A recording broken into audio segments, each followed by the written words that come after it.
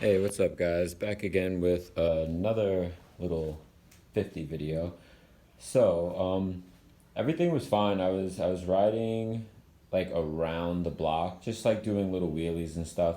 And it was after I adjusted the valves. I opened the bottom one up because I still had it to the stock setting. So I brought them both to three, and I just noticed like a weird like clicking sound, which is normal with the big bore kits. Like usually people hear the clicking sounds and stuff like that, and it is normal. But like I've said in previous videos, having like this little, I'm like OCD when it comes to things. Like so, as you can see, took the entire top end off. First, I just checked the valves. I popped these two tappets off, and let me see if you can see that. But there's metal shavings a little bit. I believe that's metal shavings. It looks like really, really, really, really fine metal shavings.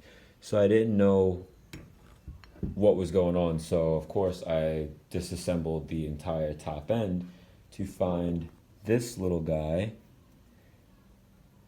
It's actually it's a rubber grommet that you like the gasket for the I believe it's for the older motors, but you don't need it with these motors. But obviously, as you can see, oil was getting through, but not I would say an adequate enough amount for this bike. And I mean, the bike would like overheat, like it would get extremely hot to a point that I knew something had to be up, because I have like here, this is the 108 stroker bike, and this bike will get like, hot obviously, but then the moment I shut the bike off, within minutes the bike rapidly cools down. So it's working the way it should be. Your bike should not be like extremely hot to the touch even a half hour after the bike's been shut off. And this was just giving me a weird noise. It felt like it was like binding, but the cylinder is completely fine. I have no scar marks or anything in the cylinder. The piston and rings, those were like in great condition. It was just, I think it was, I don't know what metal was getting eaten away, or if that's actually from the bottom end, which I'm kind of tempted to pull the right side cover off and put the high volume oil pump, keep this little guy out of there. I think maybe I didn't install it wrong, but you can't really see what happens to it as the head's being slid down. Like, after it gets like really close, you can't really see. So maybe it was misaligned the whole time and this was like a time bomb. But I'm glad I don't have to order a new top end. And I always keep like a million and one gasket kits handy just in case things like this happen. So what I'm gonna do is basically take all of this out. I'm gonna clean it up really good, and then I'm gonna re-oil everything. I'm gonna put fresh gaskets on, make sure the rings are aligned in the same order I had them, and then I'm going to put it back together. One thing I didn't show you guys, I did put the stock exhaust back on. I have to post that video actually. This is the stock exhaust. I made my own performance tip, if you'd call it that, and a silencer on the inside. I'll go over that in another video.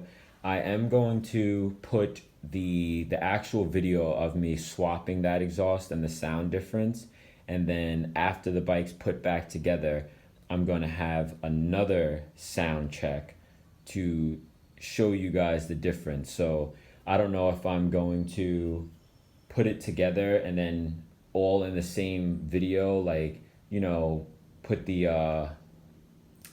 FMF on, give you a sound, put this on. Actually, no, because the silencer is welded to the actual cap, so I won't be able to do that. But in the video that I'm going to upload, when I put that exhaust on, there is a sound difference between this with the FMF and this with the stock exhaust. But it's a lot quieter now with the silencer I put in, so the neighbors do not complain. Um, yeah, for future things, I am gonna get a video of me in detail putting in redoing the fork seals, and then I posted this just today in the Backyard Pit Bike Nation. This is the LXR 140. I'm gonna be rebuilding this. So far, I ordered the gasket set, the piston and rings. I still have to order a new rear caliper. I have one, but it's a little janky, so I don't want to throw that back on there. And then right there where the mount is for the exhaust, I want to probably weld a tab so the exhaust can bolt up because that part was like snapped. So I want to get that all situated. Then I can put the right side cover on. And the front brakes are good. I ordered a tube for the front.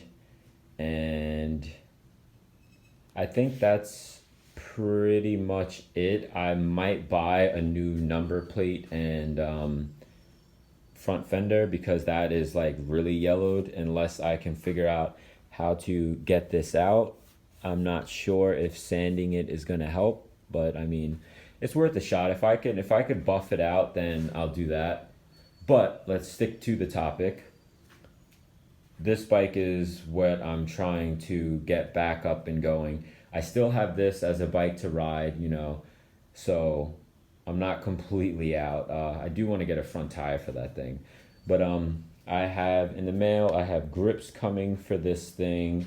Um, I guess I'll order the high volume oil pump. I have one here somewhere, so if I could find that, then I'll probably go ahead and put that in. But for now, it's getting the top end cleaned and everything back together.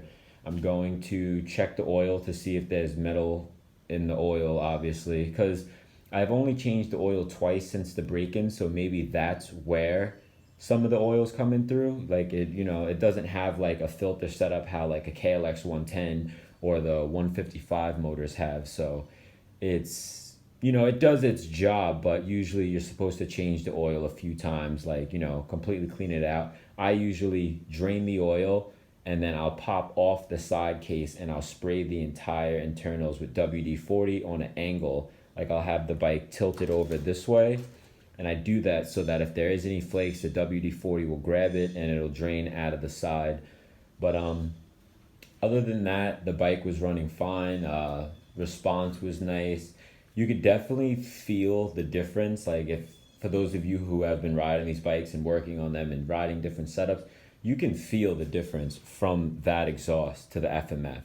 Like the front tire does come up like just ever so slightly a bit better, but holding the wheelies, you have to definitely stay more at your balance point because this one, it doesn't, like I just feel like the RPMs, I feel like the RPMs with the FMF definitely go a little bit higher. It's less restricted, so keeping the bike up after it's already up is a little easier than with this one, but I like it because this kind of trains you. So I'm gonna get this cleaned up. Hope you guys are digging my little face because I feel like this is what my bike feels like sometimes. This was how the bike felt when it was after riding for a couple hours. You touch the top of the cylinder and that's the face you make. But yeah, it's my little guy. I like to give my bikes character. So each engine I'm gonna probably do a different face on. But yeah, so I guess that's that for now. Everything's good with the carb and everything. So yeah, I'm gonna get to doing this. And I'm gonna definitely do like another video of me just pulling all this stuff out, cleaning it, that way you guys see as well as I do when something goes. But I'm gonna finish this video up right here and get this put up because I have quite a few videos. I've been, like I said before, I've been working on getting clips and stuff like that. I got time lapse of the new track that's coming. It's the build of the rhythm section, and I'm gonna drop a full time lapse video. So I'm gonna connect all the clips, and it's gonna be a whole time lapse of the entire new track being built. My track's actually scheduled to be knocked down, so hopefully I can direct the guys who come in with machines or shovels where to throw the dirt and it'll make it a little easier on my part.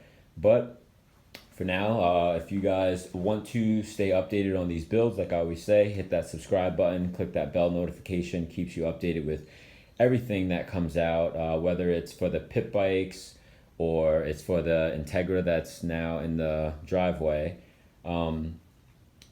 Whatever, like, if you enjoyed this video, give it a thumbs up. If you have any comments, any at all, on my setups, what parts are on what, how much the bikes cost, what I do, what I want to do with them in depth, just drop a comment. I will get back to you. And yeah, stay posted for the next video, and I'll see you guys next time.